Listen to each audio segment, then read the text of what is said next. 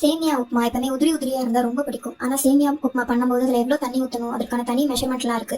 So அதுவே நமக்கு ஒரு பெரிய கன்ஃபியூஷனா இருக்கும். இப்போ நம்ம பார்க்க போற சேமியா உப்புமால வந்து வாட்டர் மெஷர்மெண்ட்டோட அளவுலாம் நமக்கு தேவை கிடையாது. ஆனாலும் நம்ம உதிரி உதிரியாவும் பண்ணலாம். அது எப்படி பண்ணலான்றதை இப்போ பார்ப்போம். இதுல என்ன அப்படின்னா, ஒரு பெரிய பாத்திரத்துல நம்ம வந்து வெந்நீர் எடுத்துக்கிறோம். வெந்நீர் எவ்வளவு வேணாலும் நீங்க எடுத்துக்கலாம். எடுத்துட்டு சேமியா பாக்கெட்டை பிரிச்சு சேமியாவை சும்மா டிப் பண்ணி ஒரு கொஞ்ச நேரத்துக்கு 2 நிமிஷம் 1 2 நிமிஷம் நீங்க ஊற வச்சு எடுத்துட்டு அதை ஃபேன் காத்து நேரம் ஒரு பெரிய பாத்திரத்துல வந்து காய வைக்கணும். காய வச்சு ஈரப்பதம் இல்லாம எடுத்து நம்ம போய் இப்போ குக் பண்ணோம் அப்படின்னா நமக்கு நல்ல உதிரி உதிரியான சேமியா கிடைக்கும்.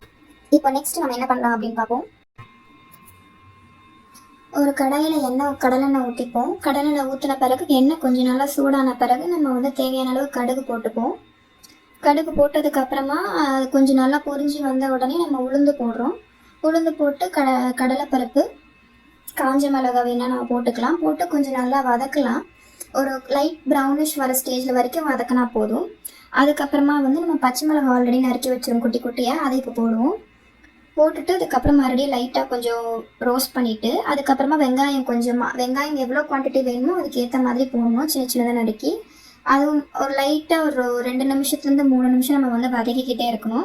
வதக்கின பின்பு நம்ம ஆல்ரெடி வச்சுருக்க சேமியா வச்சுருக்கோம்ல, காய வச்சு ஈரப்பதம் இல்லாமல், அதை கொண்டாந்து நம்ம இதில் போட்டு ஜஸ்ட் மிக்ஸ் பண்ணி எடுத்துட்டாலே போதும். நம்மளுக்கு தேவையான சேமியா உப்புமா ரெடி. அதுக்கு முன்னாடி உப்பு வந்து தேவையான அளவு இந்த ஸ்டேஜ்லேயே போட்டுக்கோங்க. சேமியா உப்புமா போடுறதுக்கு முன்னாடியே நீங்கள் வந்து உப்பு போட்டுக்கிட்டிங்கன்னா உங்களுக்கு அந்த உப்பு கரெக்ட் பேலன்ஸ் இருக்கும். சேமியா உப்புமா ரெடி ஆகிடுச்சு. எவ்வளோ உதிரி உதிரியாக வந்திருக்கு, ஒன்றுத்துக்கு ஒன்று ஒட்டாமல் வந்திருக்கு. ஸோ நம்ம இதை சாப்பிட்டுட்டு எப்படி இருக்குன்னு பார்ப்போம். அதுக்கு அடுத்து இந்த சேமியா கூட எப்பவுமே நான் வந்து நாட்டு சக்கரை போட்டு சாப்பிடுவேன். அது ரொம்ப சூப்பராக இருக்கும். ஸோ ட்ரை பண்ணிவிட்டு சொல்லுங்கள்.